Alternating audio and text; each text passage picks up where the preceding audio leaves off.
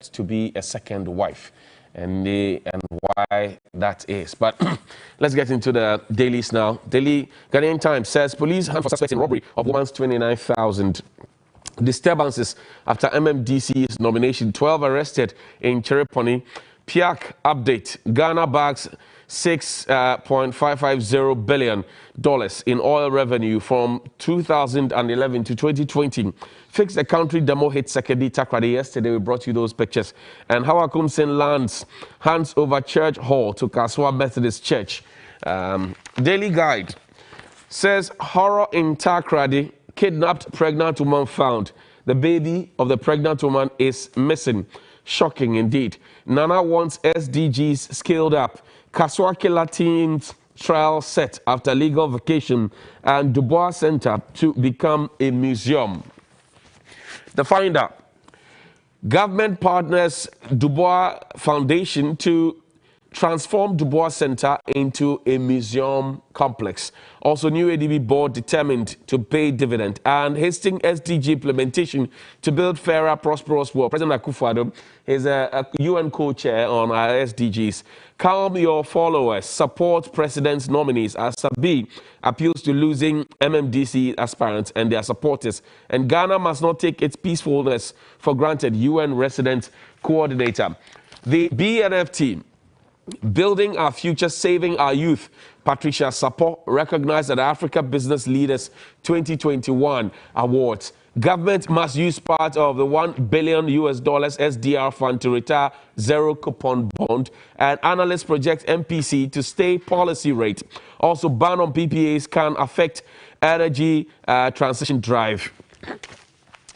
Well, the Daily Graphic, consolidate the peace, speakers advocate. CPP resurrects Nkrumah on birthday, and trans-border business involving banks, BOG, NIB probe, 656 ATM cards. Back page, spillage unlikely as water develops drop in Burkina dams, and we'll get into those issues as well. Well, I think we're done with that. Well, this morning also is a birthday of a very special individual who led the ICU, not the intensive care unit, but the ICU on the labor front for a very, very long time, the Industrial and Commercial Workers Union. Mr. Solomon Kute, it's your birthday today. Happy birthday to you, a former secretary, general secretary of the ICU. This is from Daniel Opoku and Frank Ayi here at TV3, and also the head of the gender desk at the Industrial and Commercial Workers Union, Christine Asante. They wish you a happy birthday. Happy birthday, Mr. Kute. Live long. Also, a happy birthday to Mr. David Atawi Syme. It's your birthday today. Your brother, Jonathan Syme, and the rest of the family wish you all the best. George AEC is the PRO of the National Disaster Management Organization. George, good morning, welcome. Good morning, Johnny. He's here on the ticket of the NPP. Well, we don't have an NDC rep yet, so if you're watching, please call them that they're late. They can have their own car, but not their own road. George, how is the Wednesday going? It's good. It's good. Good. So far, so good. Yeah. Yesterday was Nkrumah's birthday. Yeah. How did you celebrate it? It was a national holiday, and so I took it cool. That's the issue. And I thought every Ghanaian also celebrated it. The Founders Day, depending on who is saying the founders, will determine where the apostrophe is going to be. But I put the apostrophe after the S, Founders Day. But I had other people also calling it Kwame Nkrumah Memorial Day. That's actually what the new act says. So the Founders Day is on the 4th of August. Oh, okay. Per this new regime. Okay. Yes. Okay. So yesterday was actually President Mills had named it the 21st of September as Founders Day. Yes. Then when President Akufo-Addo came, he changed it and made 4th August the Founders Day, and then 21st of September Nkrumah Memorial Day. That's, I think, a great honor. In fact, I was saying I would not have a problem with those calling it Kwame Nkrumah Memorial Day because it's, stands him out. Okay, and gives him those accolades. He played a giant role in our independence struggle, and not only our independence struggle, but the entire liberation of the African continent. And it was in his speech, that famous speech. And so, yes, if the authorities and parliament deem it proper to dedicate a day in his honor, I think it is properly situated. And so then we don't need to be having a haggle over Founders Day and then whatever, founders and founders, because a day has been set aside to celebrate and honor the great Osagyefo. And so I think it's a good thing, and let's honor him. He's played a great role in our independence, and then post-independence, the building of our nation, Ghana. You cannot do anything or say, write the history of Ghana without the name of Osagyefo written in gold. And so you remember along the line somewhere, BBC voted him the African of the Millennium. That's right. Deservedly so. And so I think yesterday was a great day, and let's continue to honor our heroes, both alive and dead, so that others will pick up that as a challenge to them to do their best for Ghana. What better honor is there when the leader of the CPP now, Nana Akosua Frimpoma Sapon Koma, says that for all the monies that you collected from young people who want to serve either in the police, the military, fire service, and all of that, it amounts to extortion. So refund the monies to them. Yesterday was the deadline for the ultimatum that they had set. Would the government budge? Well, I don't know where the engagement or the conversation has reached as far as that call is concerned. But I think my youth leader, when we were in opposition, had also intimated or made that call, and it was a clarion call. Mr. Sami Okuyemi. Yes, yes. Now the chief executive or the managing director of National Lotteries. At that time, I supported the call, and you know, the argument is being made then and still being made now, Johnny. That is the need is an administrative expenditure. Okay, and I say, what better, especially under this government that is taking a lot of the responsibilities of the shoulders of parents, okay, especially WASI registration, BEC registration, and all those little things. Why can't we extend this gesture to these young people? Okay, they're struggling to get a job. And many of them, immigration, about 100,000 people buy forms, and we know they are not going to take more than 500. Right. Or even now, government is giving about 2,000, right? So it's not going to go beyond 2,000. And we're taking that. Can't we get something from the coffers to get them to do administrative work, okay? So that these things, you go online, you get into the system. If you qualify, they tell you qualify, and there we go. I am with the CPP people calling for that because I wouldn't want to be a pretentious person because I supported it when my youth leader then made that call. Right. Now we are in power. I shouldn't be seen to be, you know, looking away. So I think they should engage government properly, especially the finance ministry on this matter. And the labor minister and others, so that we will look at this comprehensively and see how we can get administrative funding for all these security agencies so that we will withdraw the 1 million, the 100 Ghana they take for the processing of these. Well, also another way to honor Nkrumah is to protect his legacy and to flourish sane. Your government is very keen on education. And yesterday I saw something that broke my heart. A pencil factory that was set up by Dr. Nkrumah has been abandoned, and we are now importing pencils. Maybe that you put those footages out there for us to see the extent of neglect where we are now importing pencils. If education is central to the government's success, why are we still importing pencils, for example? Very, very important, especially on the heels of the fact that we are embarking on one factory. You cannot... I lived at Osamankese, you know, a lot of my times, and Kede is closer to Osamankese. Right. Kede, had the match factory, right?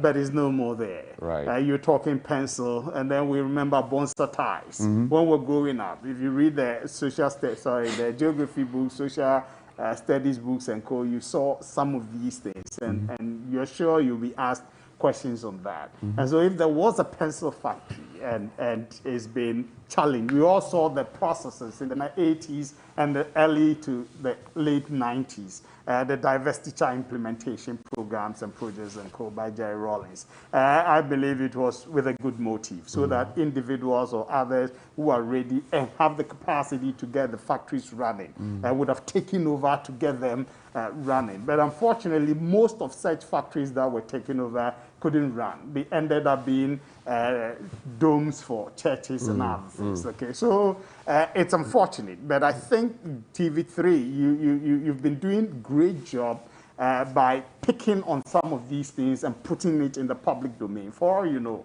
it's going to catch the attention of the trade minister, and then we'll take a look at that. And you are right, we cannot be saying we are investing so much in the educational sector, and then we'll be importing and making other countries, especially China, rich, okay, at the expense of Ghana, when maybe we have the raw materials that we can use to produce a pencil in our country. So it's a good call. On the heels of 1B1F, I believe the trade minister will take a second look at that. We'll be able to inject life into that factory. See, there's also the question of a silo, and I want to tie that in with the present ban on the exportation of food, particularly grains. Yeah. If it happens, then it will fall also on your lap as a disaster management organization. Because when there's food shortage and people, there's stampede, they will ask you to bring food, and if you don't have the food. So now, exportation of grains and cereals have been banned. But Dr. Nkrumah also had a vision to have silos all across the country to preserve particularly grains and cocoa, which is a cash crop even up until now. Those have also been abandoned. Some, I'm told, have been given for people to use as hotels. Some have become a haven for reptiles. Some haven for prostitutes and all manner of miscreants. Some have been turned into private homes for people. And it's all over. Some at the industrial area here, all over the place. Now we say we are building new, what do you call it, warehouses. I'm trying to marry the two. Why abandon one thing and say you're going to build the same thing, and what you're building is not even up to what has been abandoned? Are we serious as a people?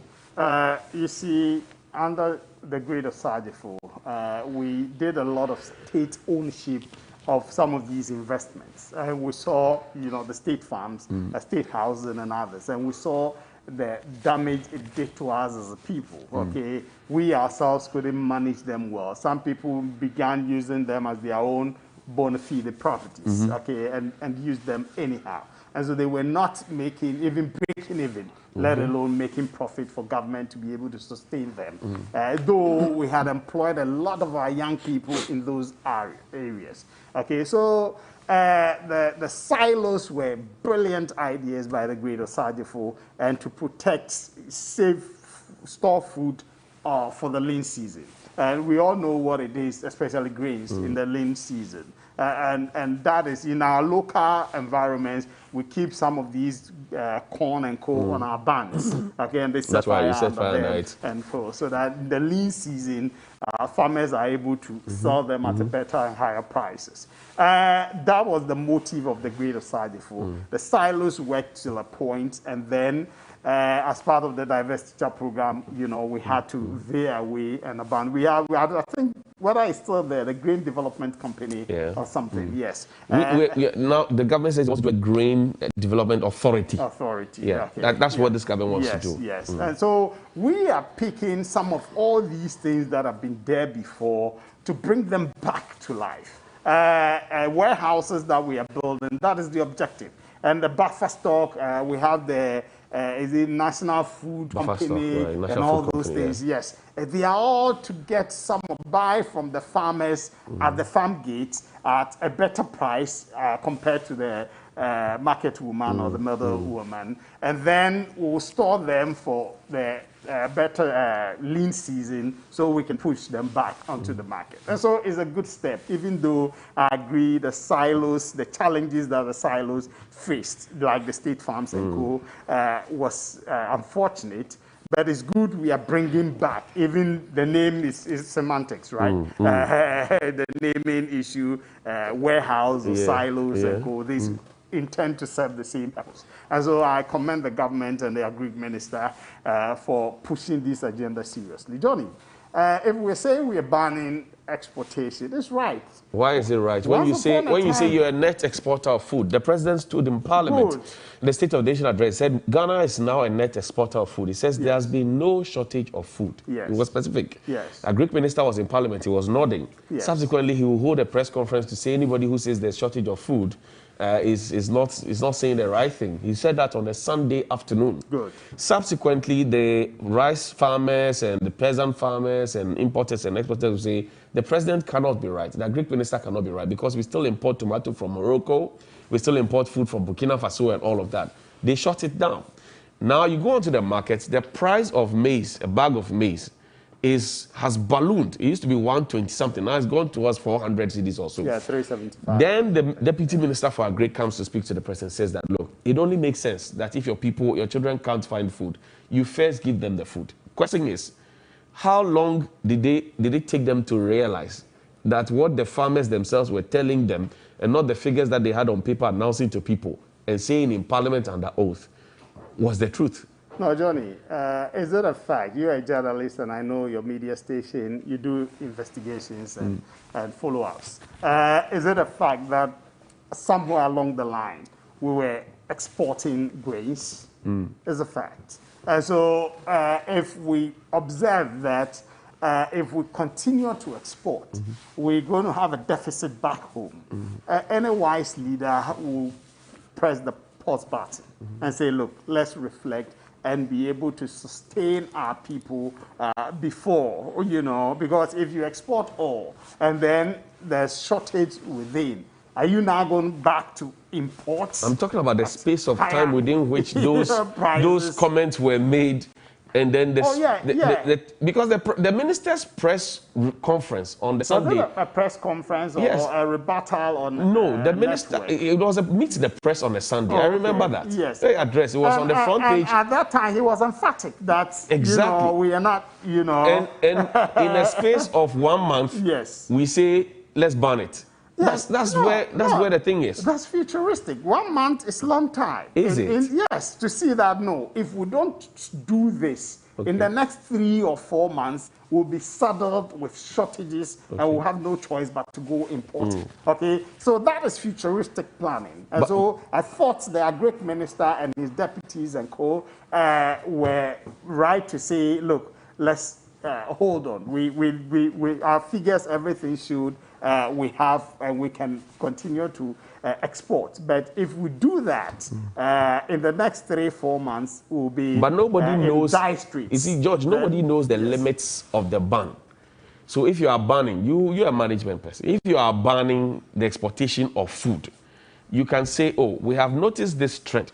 So we anticipate that in the next 3 months, if we stop it, we can have enough store and then we can start exporting to make more forex for the country. Yeah. As it stands now, nobody knows the limit of the ban that has been imposed. Now, if I am an exporter of rice or maize or wheat or soybean or any of those things, and I've gone to a Greek bank to go and take a loan to farm in anticipation that I want to export, you have stopped the ban, you are not giving me a good price. How do I pay back the money? Are you trying to collapse my business and the people who depend on me? Oh, we know first tell me, do you know the limit of the ban? No, I don't know. You don't know the limit of the ban. Okay, now tell me, let's talk about the job creation and the economic aspect of it. I've gone for a loan. Yes. I've gone to farm. I want to export. Yes. Now you see there's a ban. What do I do as a businessman? No, what it implies is that if there is a ban, and then it means there's likely to be a shortage in the Ghanaian system or the economy. And then if I have invested and I have food stuff and I intend to export and you don't want me to export, what it means is that you negotiate with me to buy for the local market, okay? And that is where government may then come to, buy it at a better price. Otherwise, this is, you took a loan, as you are saying, and for the objective to export, to get, forex. And so if government says don't export, then it means government has the capacity to, you know, take or mop up what you have. Okay, and even needs more. Okay, so definitely it will negotiate the pricing with you and will not make you lose to the detriment of your business. Let's go back to the Bible. Joseph in the Bible in Egypt under Pharaoh, Yes. he constructed warehouses, That's good. or if you like, the abandoned silos. Through the revelations of the Lord, right? Right, and he was able to Yes. save food for them for the lean season. Yes. If we are saying that we have had over 140 warehouses as a government, okay, and we are still adding on, those warehouses are supposed to be holding food now. So we necessarily did not have to ban the exportation of food because the warehouses will be full. No, as I said, the warehouses are within the districts. And each district has a certain number of people. Okay. What is the capacity of the warehouse, and for how long can it supply? But that is most the question that you should question. Most times you ask me the question. Yes. When there's a disaster, our warehouse, our stocks, how long can we, you ask those questions. And those are very relevant questions, okay? And so you look at that same and ask, how long will it be? Maybe the warehouse, the 140 warehouses replete across the country, maybe having food staff, but they may not go beyond maybe 3 or 4 months, okay? And so then, as a good leader, you look at it and say, no, let's store it. Because as you said in Joseph,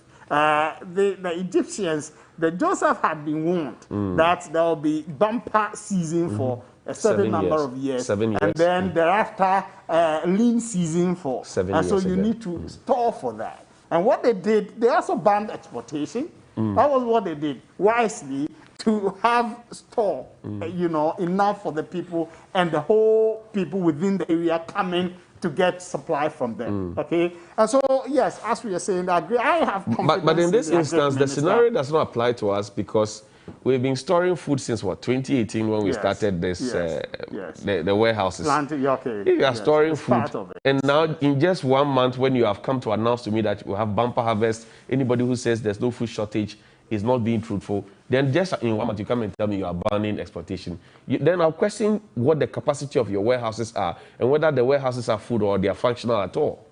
Yes, you can question, but it doesn't, take away the fact that I'm trying to be cautious. Okay? You say a common sense soldier is a soldier who advances or retreats to save a situation. Maybe you've assessed the situation and you realize if you continue to export, we are going to be having challenges in 3, 4, 5 months to come. I think it's a good decision by the agreement, but I believe they will review it and then tell Ghanaians, as you said, how long this ban is going to be, and then how soon are we going to have the free hands to again continue to allow our exporters to export these grains and cereals that we've been exporting. PFJ has actually brought some good returns to the agri sector, especially for grain in the grain sector. And we are in the agri sector, the tree development authority that has been established. It's also a very phenomenal step that we've taken. I have hope in the future for these countries, especially in the agri sector. Why are your party people fighting when the president says, accept the list of nominees I'll give you for MMDCEs? The president had taken the time to go on a tour. He had spoken to chiefs and spoken to party people. There's been vetting, meticulous, and all of that. Then president releases the list after 9 months, and people are fighting and breaking party property and beating chairmen and setting things on fire. Why are your people behaving like that? Why? You heard some people beating people and setting. Do you want me to play the video for you? Okay. I just want you to. I wanted to play the video for you so that you, because why are people beating each other and destroying party property? Johnny Hughes, you see, people have different varied objectives and reasoning for joining political parties. And some also have their leanings to individuals within the political parties. And they believe when those individuals are there, they will be able to implement the government policies in a way that will be beneficial to all of them. And so they are passionate about that individual getting it. And the president may decide that it is open, let's shortlist people, let them come for vetting with their CVs and everything. I thought the process was thorough, detailed, and open. And so you know, and I've realized something, that the president did something that some people don't seem to understand. What did he do? He in the selection processes, there's one Johnny Hughes who didn't put in application at all. Okay. Okay. And yet the president said, no, this particular Johnny Hughes in this district, I think can do the job. Okay. And so, in spite of the fact that his name is not among the shortlisted, he didn't even apply at all. Because of that person, take charge. After 9 months? you know, when all these things were done. I must say, after 9 months, so he knew that a certain Johnny Hughes somewhere who had not applied for the job could do the job, and it took him 9 months to name the people. As for the 9 month this thing, I think we've had elaborate discussions on that, and we admit that we delayed. But it's for our own good. But then the excuse for the 9 months was that we're taking our time, we're being meticulous. And that's what I'm saying. We're vetting that's people. Why there's a certain Johnny Hughes that they thought, yes, we have our people here, there, but we think that Johnny Hughes can do the job better out of these. And so those are some of the things that, you know, have aggravated or incensed some of the party full soldiers. It's one. And others too, you know, I think, you see, the Constitution is made it clear that the president will nominate, okay? And then the assemblies will stamp it. That's right. Okay. To test majority. To test majority. You know, as for the local government. Act 936. Yeah, I don't know whether you're a PhD in local government. You get it. And so, if that is the case, why are we cracking our heads now? Because there's an opportunity for the assembly members to decide whether they accept or do not accept the president's nomination, okay, or nominee. And so let's not be fighting now. It's unfortunate that some people feel if their person is not there, you know, the world has come to an end. No, okay? I heard a local government minister saying that the appointment or nomination as a DCE is not a reward to party people. I agree with him. Why do you say that? Do you get it? You know, when the committee that did the vetting, for example, mentioned that there are people who helped the party at the grassroots level, they work with what you call the tripod. That's the government system, the party structure, and the assembly structure. That's what they call the tripod. And they said that, such people sometimes even gave resources, and they were the ones who espoused the government's ideology and vision. I mean, clearly, it tells you that it's some kind of a reward. Some of those people would definitely be part of the list, okay? And there are others too who, based on their competencies, and the local government minister again emphasized on that we have executives in teams and in committees and co. But sometimes there's some outlier, individual who is so hardworking. Okay, I had the Honorable Kennedy Japan in I think the last 2 elections or co, when, you know, we finished our primaries. There was this particular guy who was an Allen supporter, ardent Allen supporter. Okay, Allen did not win. And so when the main campaign started, Kennedy Japan was so amazed that this guy was so outstanding in the campaign. You get it? So there are people like that. Okay? And so if you have such people and you think, no, we know these people, when we give them the responsibility, they'll be able to execute it, okay, and to uplift the image of the government and the benefits of, to the people. Why not? Okay? There was one man that I thought would be giving the nod, because as MC, you also be head of the Security Council. Yes. You need managerial skills. You need supervisory skills. Yes. For the day-to-day administration. You will implement policy and all of that, and represent the president decently, and conduct yourself well, be an example. Dr. Ishmael Norman, for example, he put himself up for the MCE job, and he was not considered. he was not considered. And if you look at him and the people, he not to take anything away from them, but if you look at him and you're looking for somebody who understands security, can think on his feet, do security job, coordinate, manage, the man runs a university and all of that, who best is qualified? But again, it comes back to the argument that some have made, that George wants to contest Johnny for MPship. And then George is told to hold on, let Johnny go and become the MP, so that when it's DCE time, we'll give it to George. Now that time comes, and then they don't give it to George, they go and give it to somebody else. Then fire sets. Let me tell you something.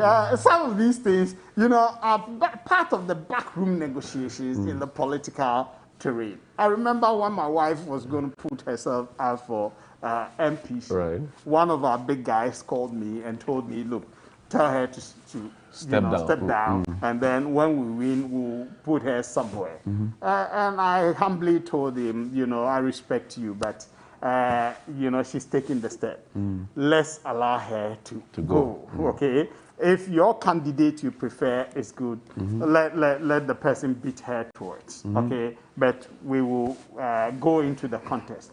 Ultimately, she won the primaries and became the MP and went on to become a deputy minister of state. So what you are saying that when people come to you for those backroom negotiations... No. Sometimes... Don't listen to them. No. This one was one-on-one. It wasn't a structured party engagement. But where the structured party... When there's a structured party engagement, sometimes you listen. And that's what I'm talking. When the structured party engagement comes... And that will bring tension. And they promise you, and now... That's why they were beating the chairman at Shripon.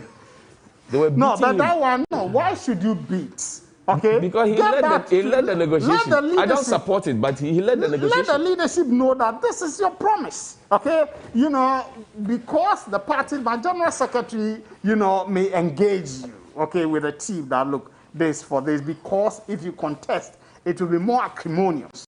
Okay? So agree, George. Step back. Let Johnny go. Okay? And when this, but the dynamics change. Johnny won. The dynamics maybe change. Maybe change.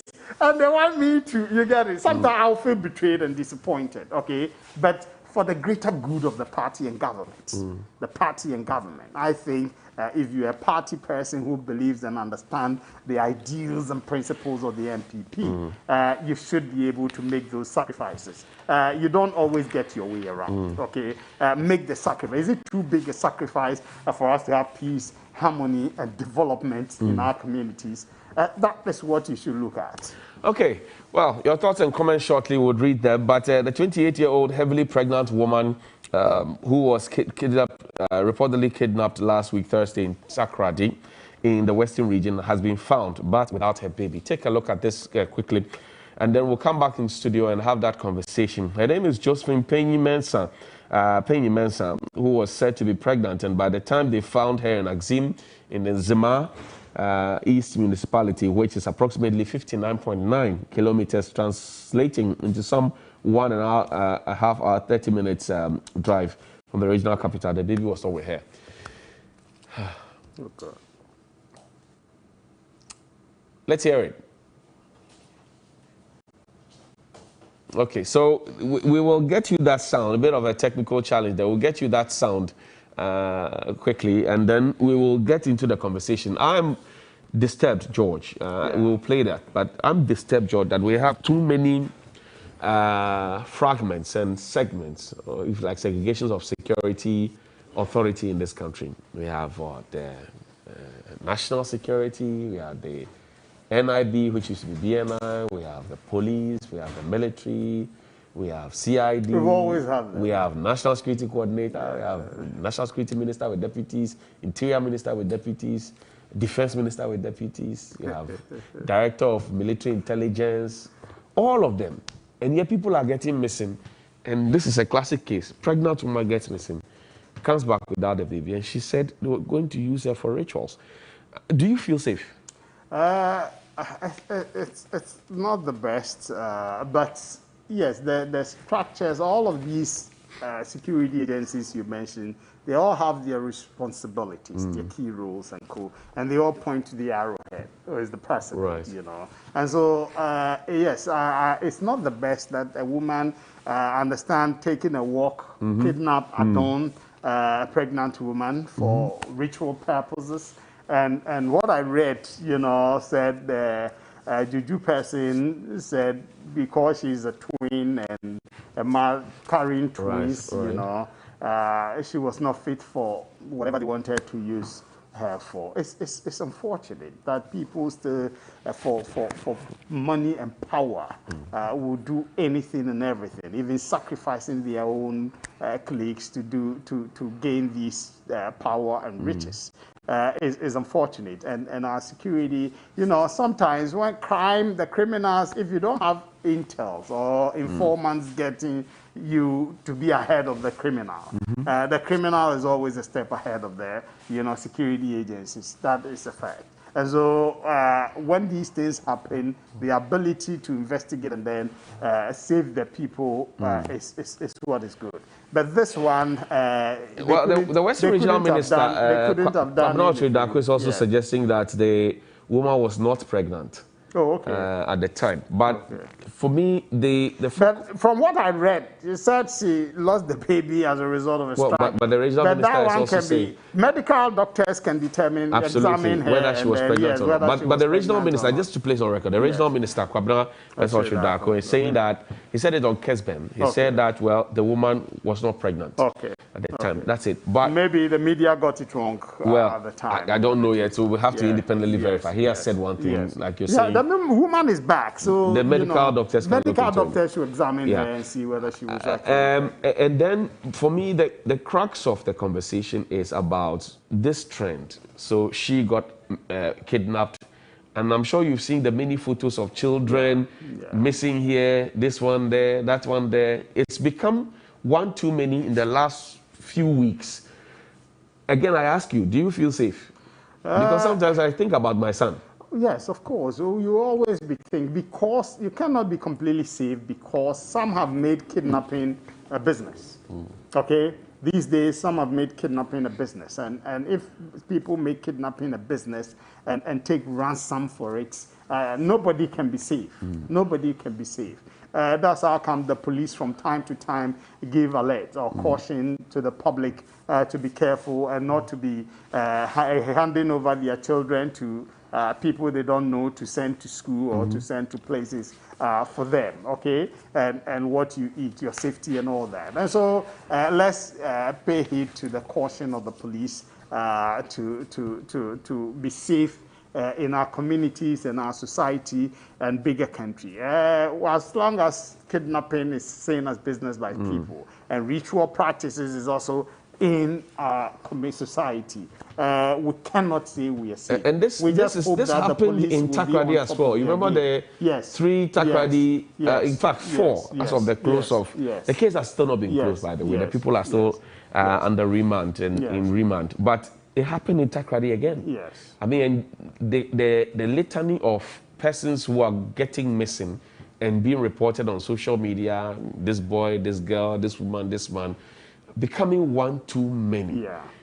Is it your view that perhaps if we improve police visibility, we could ward off some of these miscreants? No. It's unquestionable. Police visibility is a matter of course, and its impact is very, very important, okay? Because when the criminals set out to do something, they know a police vehicle with its siren can pass anytime, okay? And so they will be careful, okay? And so if the presence of the police, especially in our major cities, is improved or increased, it will help all of us. When you're traveling to Cape Coast these days, you feel a bit safer, especially in the evening, okay? Because of the number of block barriers that you encounter before you get to Cape Coast. Okay, when you are coming back and it's in the evening, the policemen are doing a great job there. And so let's increase police visibility. This government is resourced or retooled the police service with more vehicles and others. Let's get them moving. We've increased the number of personnel. The ratio is actually improving. And so the visibility should be a matter of course, so that it will ward off criminals a little. It puts some fear in them, especially on our highways and then urban centers in the evenings. Let's do that. You cannot take that for granted. Well, so the information... It is a good preventive measure. I hear. The news that broke was that the woman was pregnant at the time she took the walk and was kidnapped and all of that. And also, my colleague Kwame Nkrumah just supplied information to suggest that the regional minister in Western Region, Dako, has also said on Kesben FM that the woman was not pregnant, contrary to earlier reports. Okay. Now, our correspondent in the Western Region, Eric Yaweje, who has been on that beat, and he was actually on the 3 Takoradi missing girls and all of that. He has also said that the husband and brother of the woman in question have said that the woman was pregnant at the time the incident happened. So, two conflicting matters. And like George says, the only thing that can prove it is take the woman to the hospital. The woman is back. Let the gynae look at it. Yes. Let the midwives get in there, and let's find out whether she was pregnant or not. That's it's as simple as that.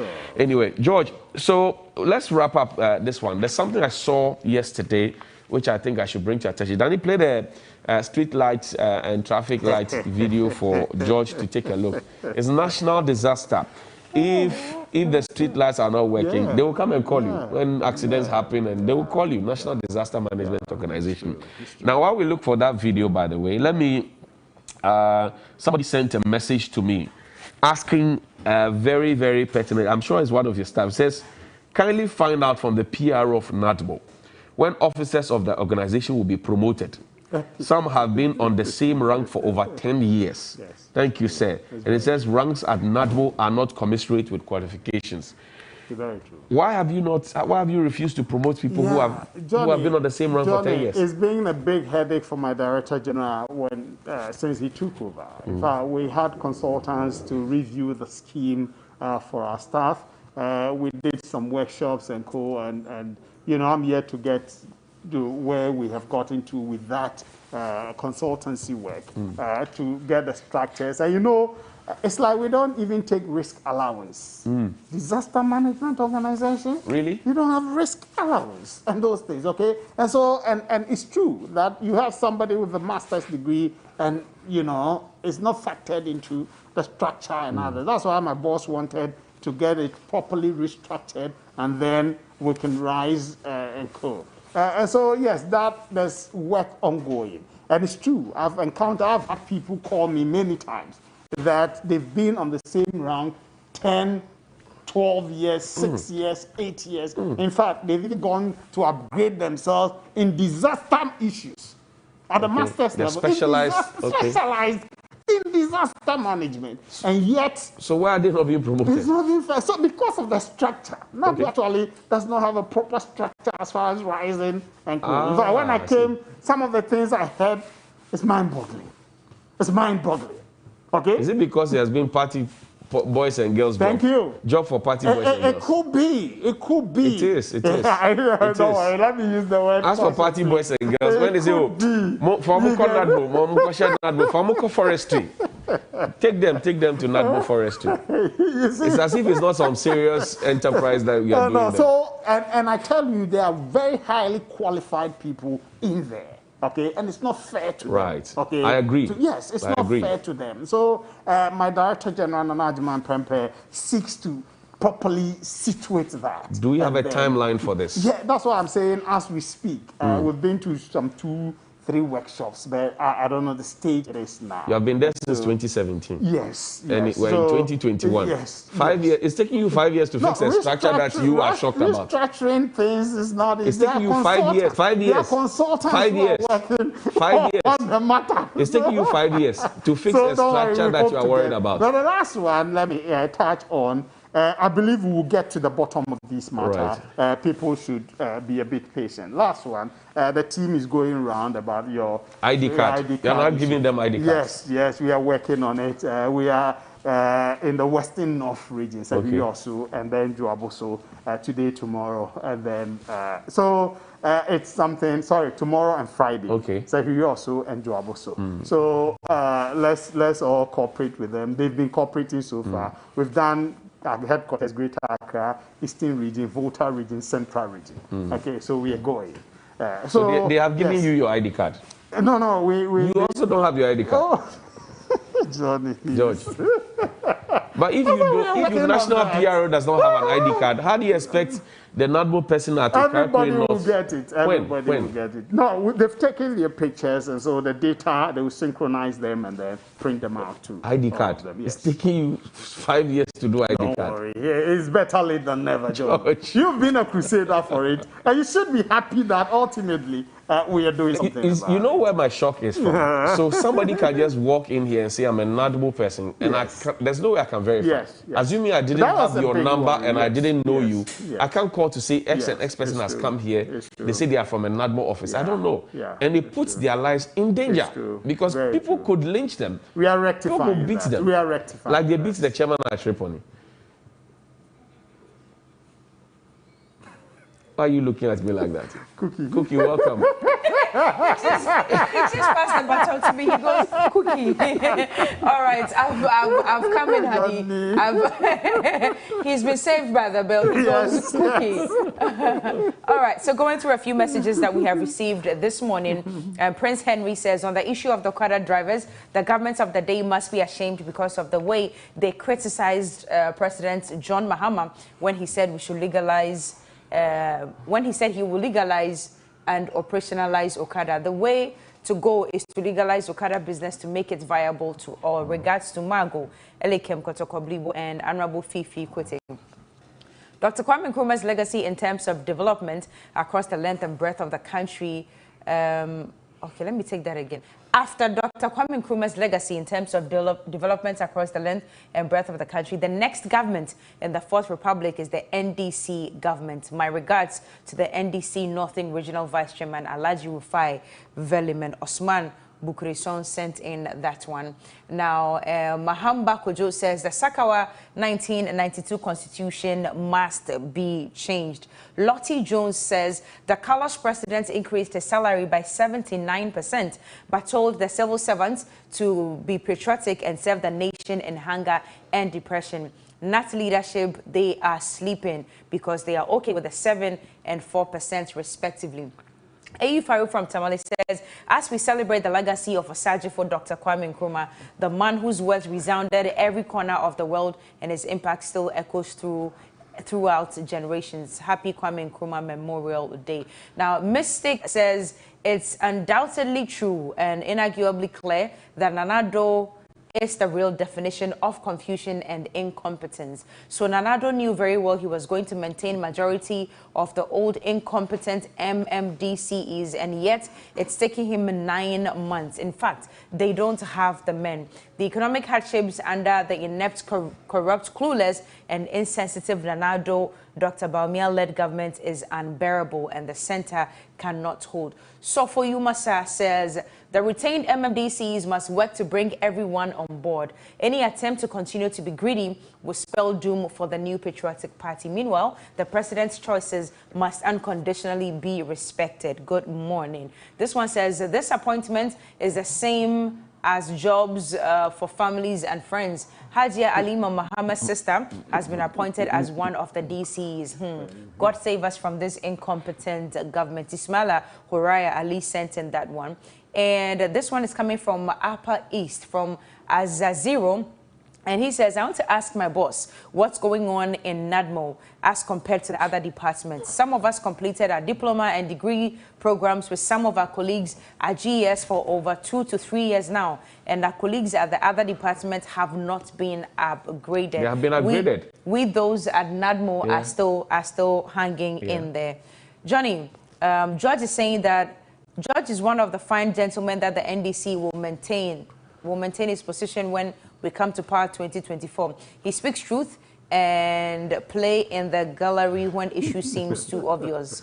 George, kindly advise your president to stop spending our money in the air after addressing empty chairs at the UK. The UN. In the UN, okay. Last one says, good morning. I'm not surprised we are importing pencils in this country. So with all the money that this government has borrowed, we can't even produce our own pencils. I think it would be good to bring our color TV back. John Mahama to finish his good work. Thank you, Cookie T. Grateful. Did the president not know that the UN meeting was going to be virtual for most people?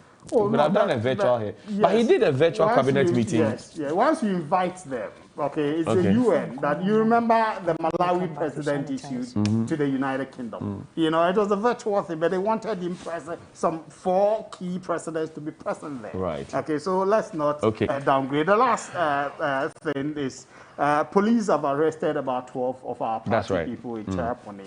And so let's not be misbehaving. Let's let the law follow through. Thank you. And of course, there have been some promotions in NADMO. Somebody says yes. George is doing PR. Political folks who were employed recently were giving double-step promotion, leaving the old staff. And he says anonymous, obviously, because he doesn't want to be victimized. Not political. There are some people who have been given promotions. Is a fact. Okay, but the general situation is what we are trying to look at with the structure. Okay, with consultants and co working on that. There's been some few promotions there, here and there. I want us to wrap up with this. Take a look at this video and tell me what promise you can make to us to make a few calls, because it comes within your domain. Please show the traffic light video and the street light video for us. It's a disaster. Assemblies, we've now appointed assemblies. Please show the video for us. DCs have been nominated, so let the assemblies endorse them. Okay. So that they so we should wait. No, it falls within the No, I want to put it in context, please, Harriet, Danny, so that he gets to see it. Then when he's talking to it, I see some. You've seen some. Sometimes we move around some of these places and they're dark. It's not too good. It's not too good. Either ECG and the assembly should work in tandem to fix our. So the lights are there, and the bulbs are off, and yet we don't see it as a priority to get the lights on. It's unfortunate. If it's the responsibility of, I know it's the assemblies, okay, they should be up and doing on this. They should be up. Hey, George AEC is the National Communications Director of the National Disaster Management Organization. He doesn't have an ID card to identify him, except his face. Most of his staff don't have ID cards as well. But John says, we can't go for walks or jogging in peace. The president says we are safe. Our children are no longer safe out there for fear of being kidnapped or murdered. But the president says we are safe. Broad daylight robberies everywhere. The president says we are safe. Are you... Good morning. And a quick happy birthday to Solomon Kote, former Secretary General of the ICU. This is from Daniel Opoku and Frank Ayi here at TV3, and also from Christine Asante, Head of Gender Desk at the ICU. Also to David Atawi Syme, a happy birthday to you from your brother Jonathan Syme and the rest of the family. If it's your birthday as well, happy birthday to you. And to all staff of NADMO, good morning to you. Thank you. Demand your ID cards, demand for your promotion, demand for your salaries, demand for regularization. Let me commend them. They are all cooperating so far. Yes, they have to cooperate, but pay them their money. We'll see you after the break.